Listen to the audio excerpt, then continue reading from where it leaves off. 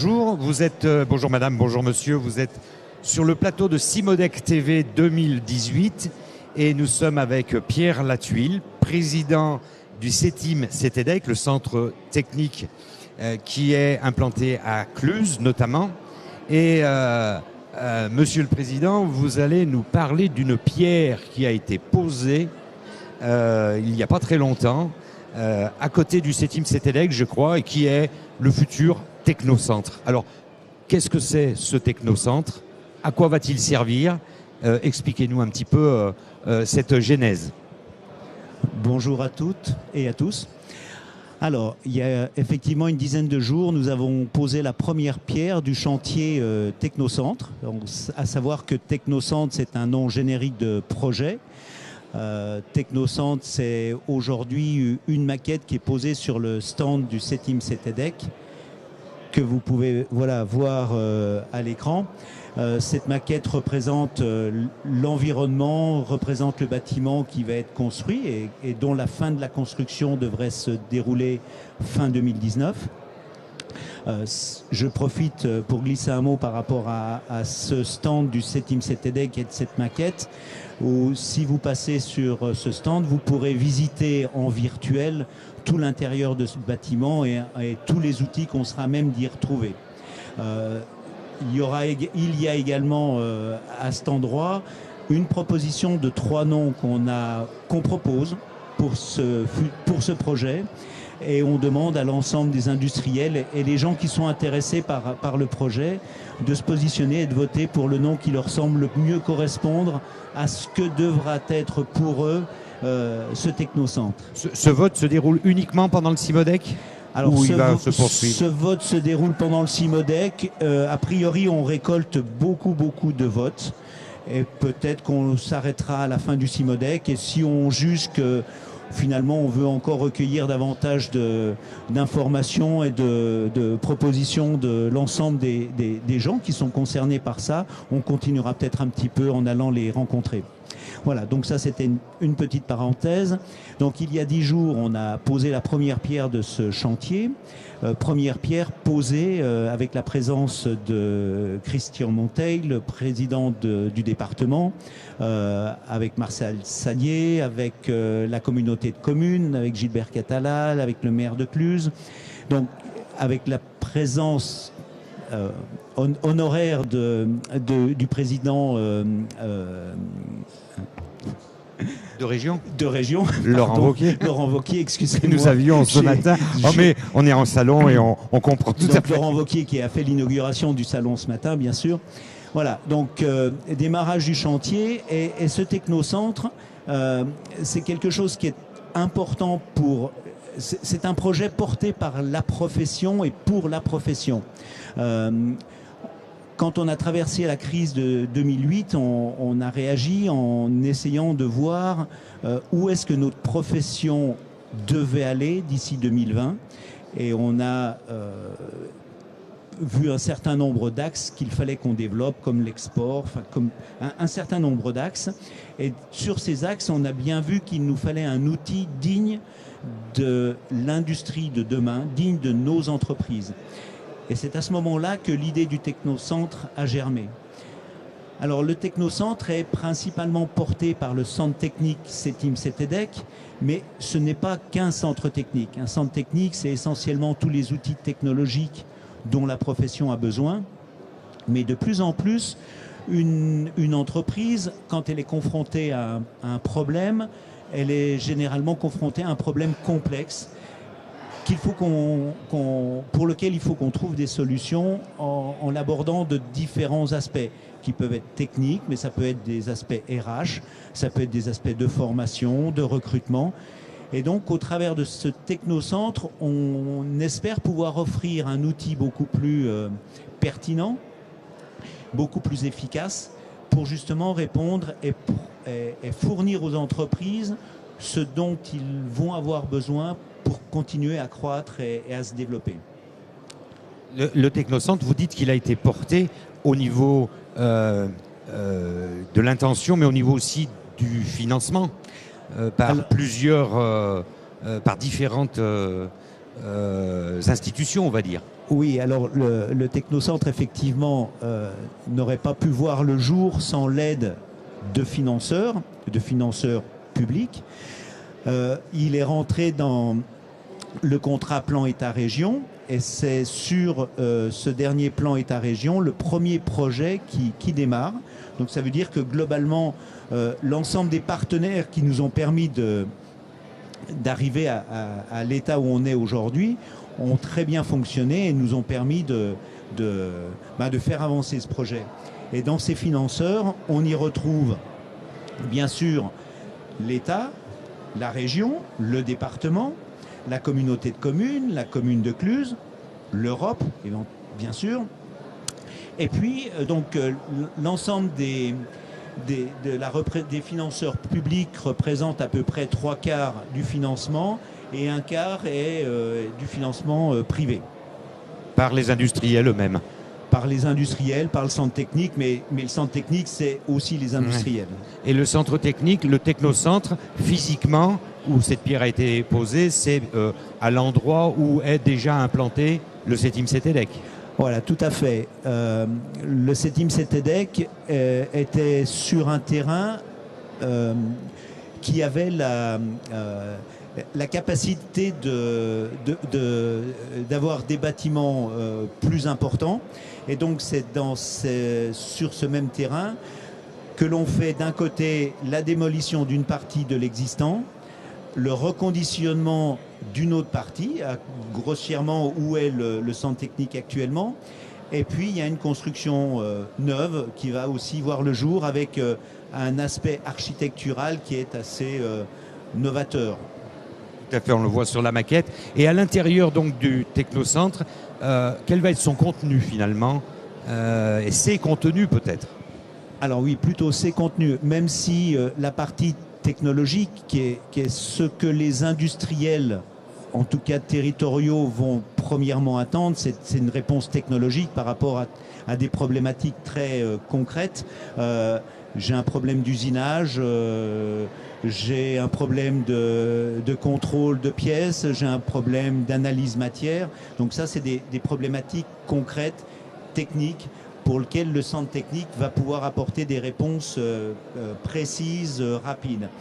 Et puis, il y a tout le développement que le centre technique porte par rapport aux besoins de demain.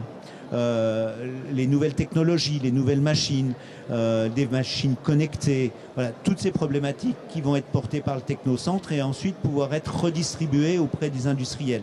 Donc ça, c'est toute la partie, on va dire, technologique. On a aussi la nécessité de plus faire valoir nos compétences, notre expertise, nos savoir-faire. Et là, je parle au niveau professionnel. On a un territoire qui est extraordinaire, avec un dynamisme, un très grand nombre d'entreprises, des chefs d'entreprise qui vont de l'avant, qui se battent. Plutôt des entreprises de petite taille. Et quand on a la visite d'un client, quelle que soit la taille de ce client-là, on a du mal. Alors on peut lui faire visiter notre propre entreprise, mais souvent, vu la taille de notre entreprise, c'est quand même compliqué de lui expliquer qu'on va pouvoir porter de la R&D, on va pouvoir faire des tas de choses. Et là, ce technocentre va être une vraie vitrine qu'on va pouvoir utiliser. Là, on va pouvoir amener nos clients, leur montrer bien sûr notre savoir-faire personnel de l'entreprise, tout ce que le technocentre, par ses outils, sa R&D, son innovation, va pouvoir nous apporter, qui va nous permettre d'accompagner notre client dans son développement.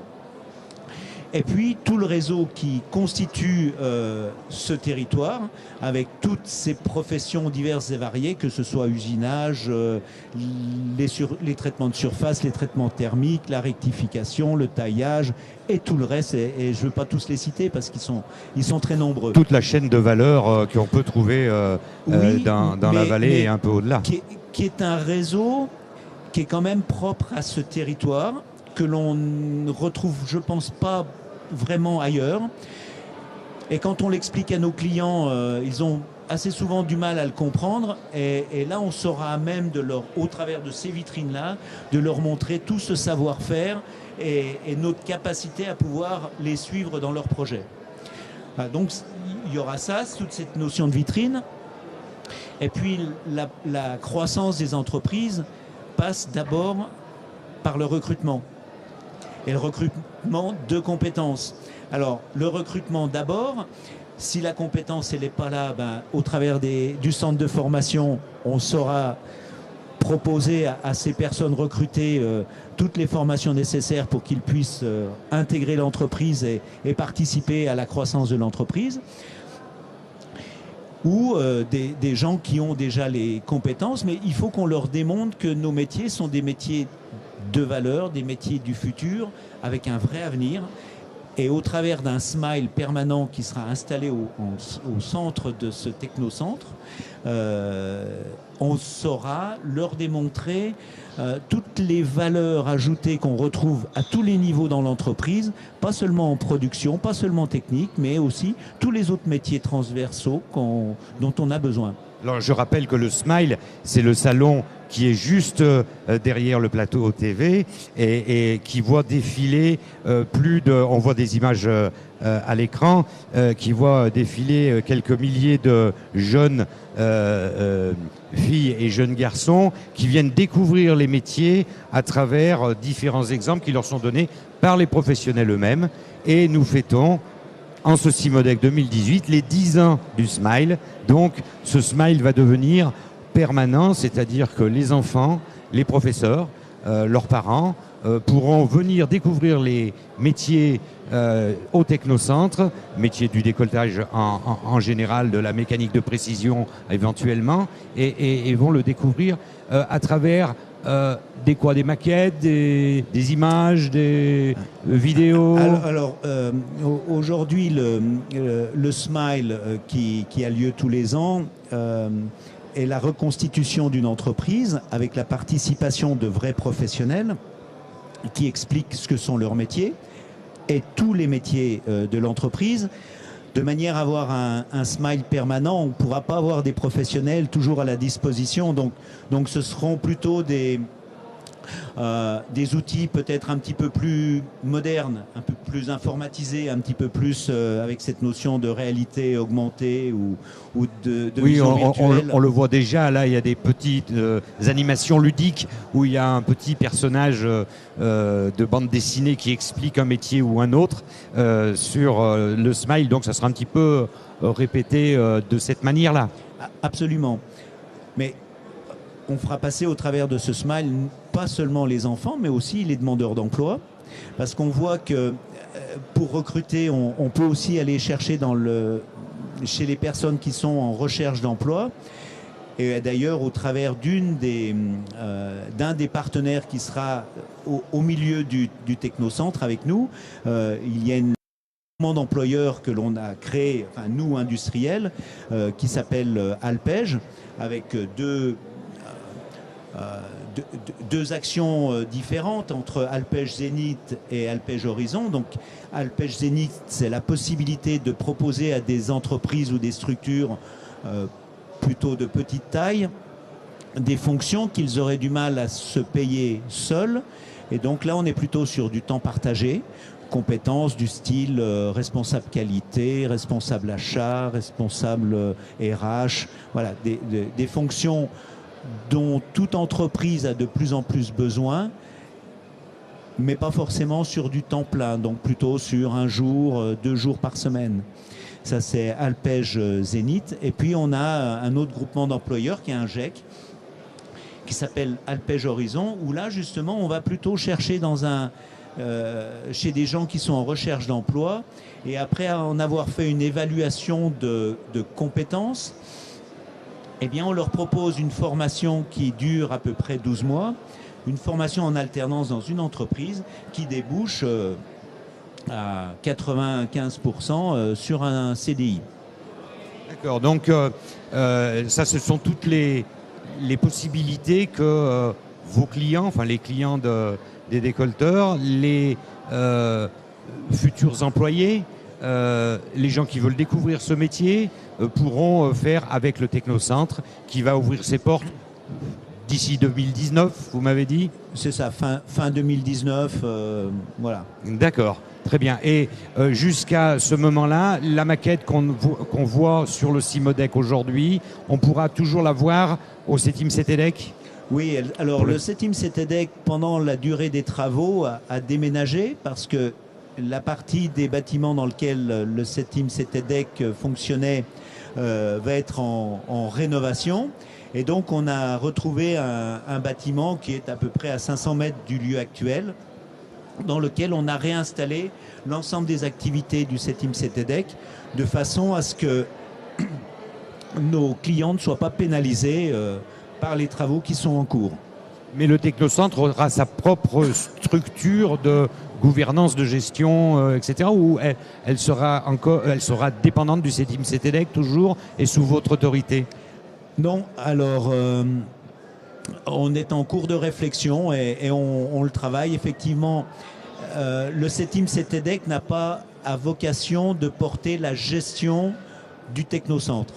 Donc on est en train de regarder sur une structure, on va dire, plus tournée vers la profession.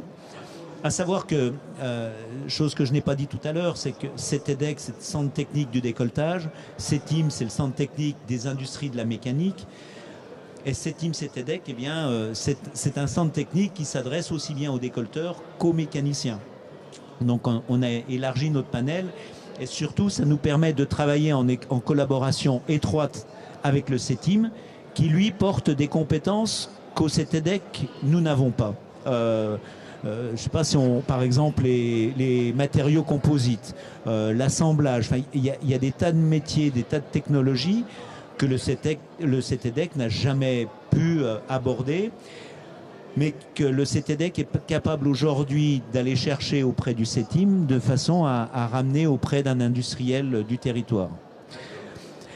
Donc là, ça c'est les fonctions CETIM, CETEDEC qui vont rester, et la structure du technocentre serait plus tournée vers la profession elle-même, c'est-à-dire avec, je pense que vous réfléchissez peut-être avec le SNDEC et des organismes comme ça et les partenaires autour. Oui, absolument. Donc SNDEC, pôle de compétitivité, Alpège, observatoire de la sous-traitance. Donc plein de structures différentes, mais qui ont un objectif commun, c'est de faire progresser l'industrie et les industriels. Donc l'idée, c'est effectivement de trouver un mode de gestion mutualisé. Donc ce sont des discussions qui sont en cours, mais pour lesquelles on a tous un seul objectif. Donc on va trouver très vite la manière de bien le faire. Très bien, Monsieur le Président. Je pense qu'on va avoir beaucoup de nouvelles informations au Cimodec 2020, puisque là, Expansion 2020 trouvera aussi quelque part son bilan. Le Technocentre aura ouvert ses portes. Et donc, on aura un nouveau visage, enfin un visage en évolution permanente de la profession. Donc, je vous remercie en tout cas d'avoir répondu à nos questions pour Cimodec, le plateau de Cimodec TV 2018. Et en vous souhaitant à tous une bonne soirée. Merci, Monsieur Latuile, président du 7e CETEDEC. Merci à vous et bon Cimodec à tout le monde.